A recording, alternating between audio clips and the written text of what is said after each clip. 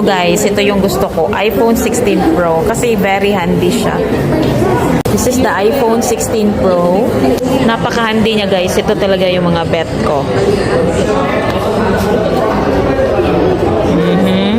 Ito yung likod niyan.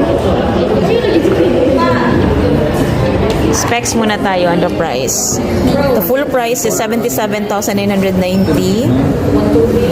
Cash naman 70,990. Ito yung specs niya. And now we will try the front camera. Nice.